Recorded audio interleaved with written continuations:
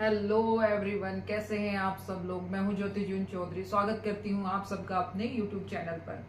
हमने अभी तक फंडामेंटल राइट्स पढ़े हैं। 6 फंडामेंटल राइट्स थे, वो हमने कंप्लीट कर लिए हैं। पार्ट 3 ऑफ द कॉन्स्टिट्यूशन, जिसमें आर्टिकल्स थे 12 से लेकर 35 तक, 32 तक हम पढ़ चुके हैं। आज हम पढ़ेंगे एक्सेप्शनल। ठीक है, ये एक्सेप्शनल केस है फंडामेंटल राइट्स का। आज हम कंप्लीट कर देंगे पार्ट नंबर 3। आर्टिकल नंबर 3 क्या कहता है कि power to modify fundamental rights.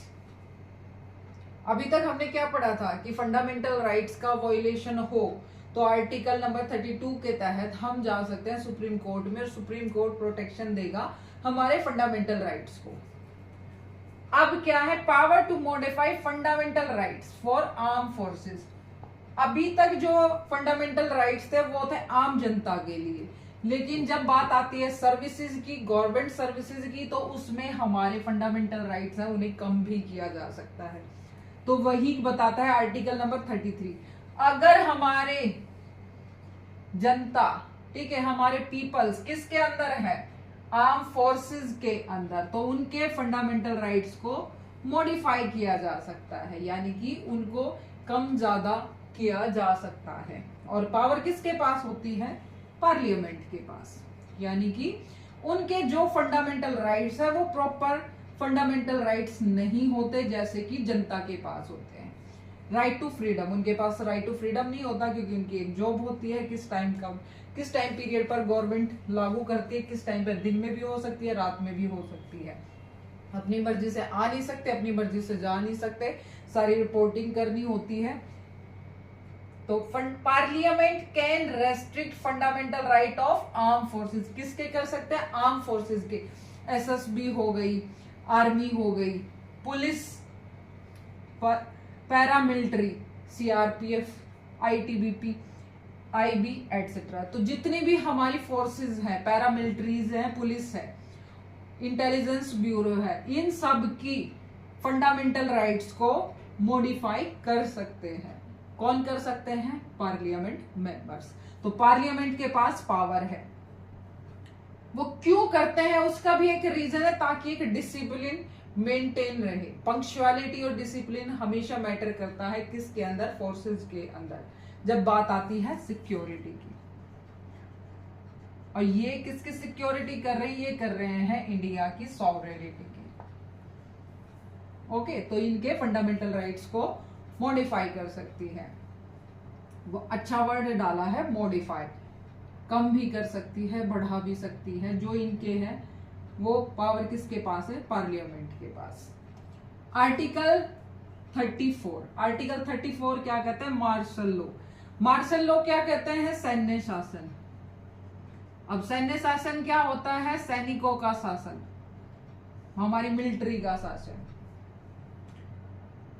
अब मिलिट्री का शासन किस सिचुएशन में आता है, जब हमारे देश की कोई ऐसी सिचुएशन है जहां पर हमारे देश की गवर्नमेंट अच्छी तरह से गवर्नेंस नहीं कर पा रही है, गवर्निंग नहीं हो पा रही है, उनसे अंदर ही अंदर कुछ नई गंभीर सिचुएशंस क्रिएट होती जा रही है, तो हमारा सैन्य शासन लागू हो सकता है, यानी कि मार्शल लॉ, जिसमें पावर किसके पास चली जाती है, मिलिट्री के पास। ठीक है, मिलिट्री किसकी तरह काम करेगी, जो हमारी गवर्नमेंट है, गवर्नमेंट इक्वल हो जाती है मिलिट्री।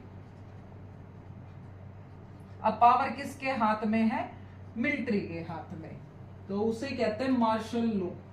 कि लॉ पास होता है, उस लॉ के अकॉर्डिंग गवर्नेंस किसके हाथ में चली जाती है, मिलिट्री के पास में। अब ये मार्शल लॉ कब लगता है, बताया मैंने, इमरजेंसी के टाइम पे, कि देश के अंदर कोई ऐसी सिचुएशन क्रिएट हो जाए कि वहां पर शासन करना या वहां पर रूल करना पॉसिबल ना हो। ठीक है, मार्शल लॉ को लागू कौन करता है, मार्शल लॉ को लागू करने के लिए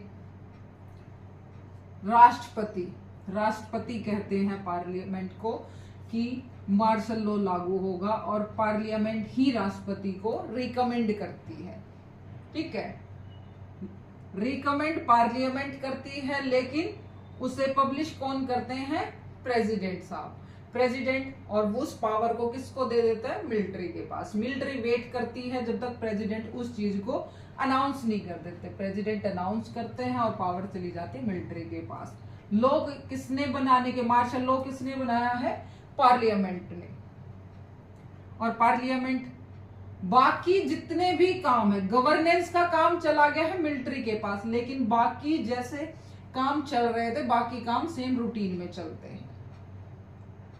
ठीक है, जैसे कोई भी गंभीर स्थिति होती है, आपने भी देखा वो धारा 144 लग जाती है, बहुत सी धाराएं लगती है वहां की सिचुएशन को कंट्रोल करने के लिए। जब सिचुएशन कंट्रोल में नहीं होती पुलिस की तो पैरामिलिट्रीज आ जाती है, सीआरपीएफ तभी की तभी आ जाती। तो वो एक प्रॉपर मार्शल लॉ लागू नहीं होता, लेकिन हाँ ऐसी सिचुएशन पे आती मिलिट्रीज ही है, फोर्सेस आती है, हमारी आर्म फोर्सेस बुलाई जाती है जब भी कहीं भी सिचुएशन बहुत ज्यादा गंभीर हो जाती है, दंगे भड़क जाते हैं, नेशनल इमरजेंसीज आते हैं। लेकिन आज तक का रिकॉर्ड है इंडिया के अंदर मार्शल लॉ लागू नहीं हुआ है। मार्शल लॉ की जगह पर इमरजेंसीज लगी है, मार्शल लॉ लागू नहीं हुआ है। आर्टिकल 35, अब आर्टिकल 35 क्या कहता है? आर्टिकल 35 कहता है कि पावर टू मेक लॉ। अब लॉ बनाने की पावर, कौन से लॉज बनाने की पावर है? और एक ये मार्शल लॉ का ये और है, fundamental right can be restricted during martial law in a certain area. आज तक कभी पूरे कंप्लीट देश में नहीं हुआ है, लेकिन किसी पर्टिकुलर देश के अंदर होता है। ठीक है, पर्टिकुलर एरिया के लिए मार्शल लॉ लागू होता है। ठीक है, एकदम से पूरी कंट्री के अंदर नहीं लगा है आज तक। पावर टू मेक लॉज, अब ये पावर किसके पास है? Parliament. Only parliament has make laws relating to, किससे रिलेटेड?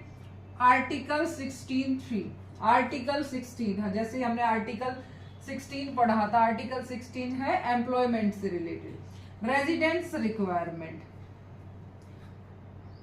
अगर किसी स्टेट के एम्प्लॉयमेंट हम किसी स्टेट को दे रहे हैं एम्प्लॉयमेंट में, और वहां कोई स्टेट ऐसा है कि स्टेट के अंदर अपलिफ्टमेंट हमें चाहिए, तो उसके किसी जो वीकर सेक्शन है, ईडब्ल्यूएस है चाहे माइनॉरिटीज है, वीकर सेक्शन को ऊपर लाने के लिए रेजिडेंशियल रिक्वायरमेंट से रिलेटेड लॉज कौन बना सकती है? पार्लियामेंट।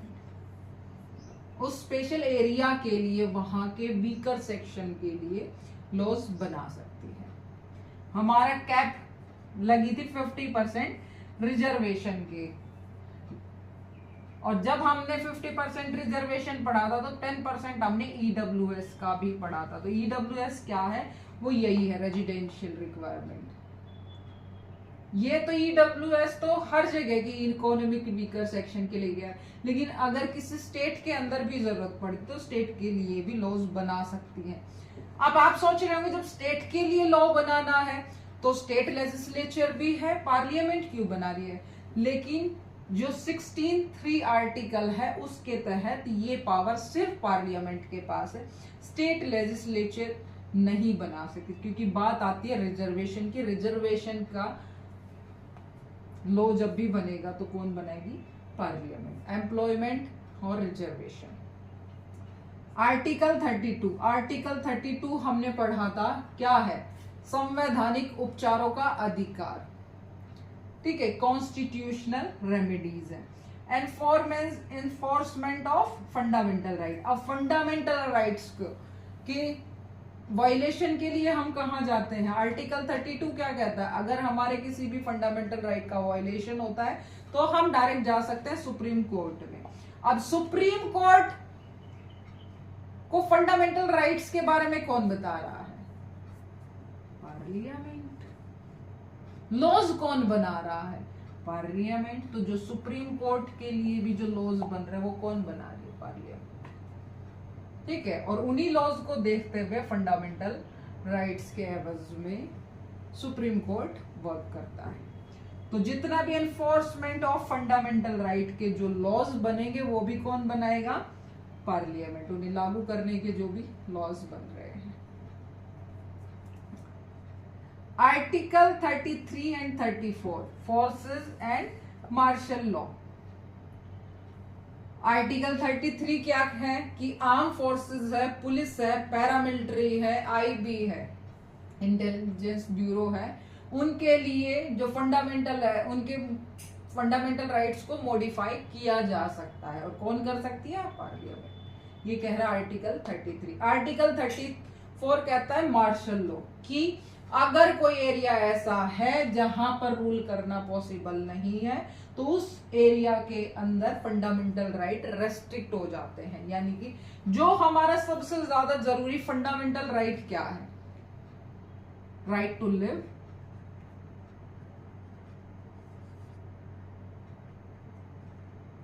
ये तो रहता है, लेकिन राइट टू जो फ्रीडम है वो हमारा कम हो जाता है। राइट टू फ्रीडम जो आर्टिकल है हमारा 19 से 32 तक के जो आर्टिकल है, तो इनमें भी कटौती कर सकते। तो आर्टिकल 19 ऐसा है कि जब भी इमरजेंसीज आती है तो हमारा आर्टिकल 19 खत्म हो जाता है। ये है मार्शल लॉ के अंदर। और रूल्स कौन बनाती है?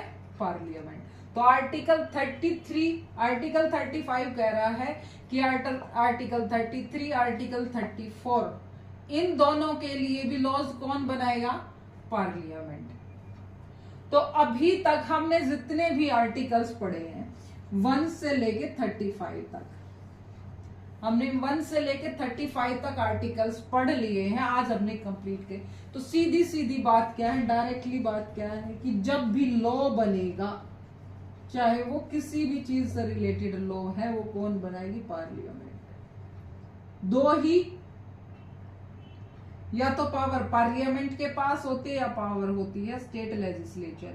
स्टेट से रिलेटेड जितने भी डिसीजंस हैं वो लेती है स्टेट लेजिस्लेचर, और सेंटर से रिलेटेड सेंटर। और जब भी स्टेट और सेंटर दोनों की बात आती है तो दोनों में पावर ज्यादा किसके पास है?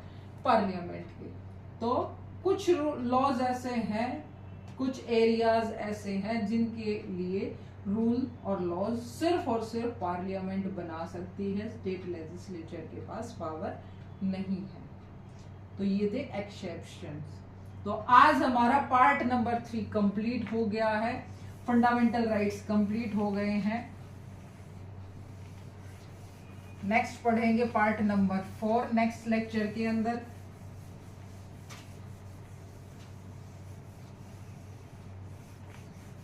जितने भी न्यू कमर्स, जो भी न्यू कमर मेरी वीडियो देख रहा है, प्लीज मेरे चैनल को सब्सक्राइब कर दीजिए।